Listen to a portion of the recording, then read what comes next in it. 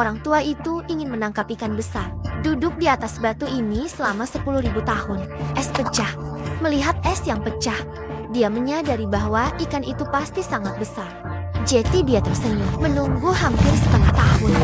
Penghapusan salju akan datang. Bunga perak baru saja jatuh. Pria tua itu dengan tenang melompat, berdiri dengan lihai di atas pancing dengan tubuh yang ringan. Aku melihatnya terbang menjadi puing-puing.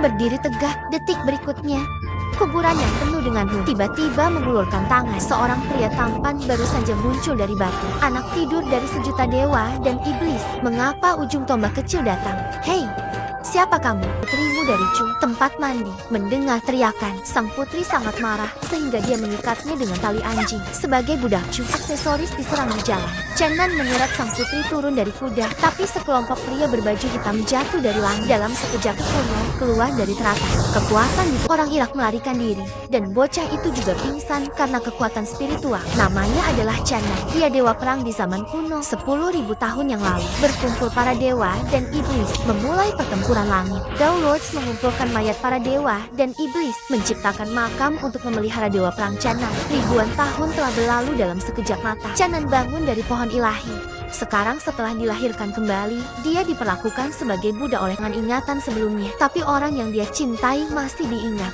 dan Nalan Ruoshui tampak persis seperti dia. Chenan menghilang tanpa jejak. Ternyata dia menyelinap kaula utama. Saya juga kebetulan melihat keajaiban yang diabadikan di sini. 10.000 tahun yang lalu, Chenan memotong langit, artefak warisan perang. Ini menciptakan daya tarik yang tidak bisa dijelaskan. Suara datang dari luar. Itu adalah sang putri dan yang lainnya. Chenan harus meletakkan kekuatan sihirnya dan bersembunyi di balik kursi naga. Saat ini, Dukshen merasakan bahwa kekuatan ajaib berasal dari panah itu. Jadi dia melepasnya dan meletakkannya di tangan Kaisar. Kaisar sama bersemangatnya. Kekuatan sihir lepas landas dan terbang ke tangan Chenan. Tapi sekarang Chen dan baru saja bangun. Saya tidak bisa mengendalikannya sama sekali. Sang putri melihat bahwa tubuh Chen dan mengandung kekuatan spiritual yang sangat besar. Dapat membantu penyakit ayah. Si Malingkong melaporkan kepada ayah Perdana Menteri. Gadis itu Cui menangkap seorang anak entah dari mana. Kekuatan spiritual orang itu tak terduga. Itu benar-benar bisa menarik sihir. Tapi anak itu sepertinya tidak bisa mengendalikan kekuatan spiritual. Putranya telah lama meninggal di bawah kekuatan ilahinya. Sekarang Kaisar sakit parah. Itu adalah acara yang sempurna untuk membawa negara Chu ke dalam tas. Segera beberapa pembunuh berpakaian hitam datang. Ketika sangku dengan berani, bunuh mereka untukku.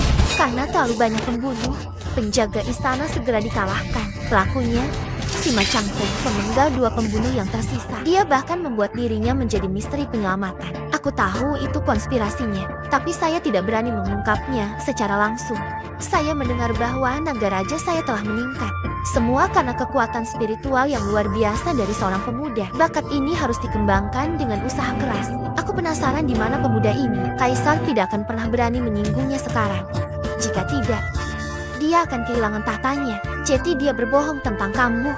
Cao Cao mengirimnya pergi, dan ini juga membuat Sima Changfeng lebih berhati-hati. Dia harus secara khusus menyiapkan obat mujarab untuk diambil Chenan, untuk menekan fluktuasi kekuatan spiritual di tubuhnya, untuk menghindari masalah yang tidak perlu. Ayah angkat Ruoshui, Sima Changfeng tiba-tiba memanggilnya, dan menjodohkannya dengan putra tunggalnya Sima Lingkong. Tak lama kemudian hari pernikahan mereka tiba. Tapi sama seperti keduanya beribadah, Chenan tiba-tiba menerobos masuk. Sima Changfeng mengirim kembali ke formasi asli. Ray ini bisa melahap semangat segala sesuatu. Kekuatan spiritual dalam tubuh juga dengan cepat menghilang. Putra feodal Sima Chang terbunuh. Bawa peti mati langsung ke Xuan Hitam dan datang ke istana. Biarkan ikutnya. Kaisar tiba bersama keluarga kerajaan dan menterinya. Langsung Xuanzu merapal mantra dengan kedua tangan. Dalam sukacita doa, dan dengan tangan kanan Xuanzu yang berayun ringan, ketika formasi perlahan naik ke udara, kembali ke formasi asli Dacheng.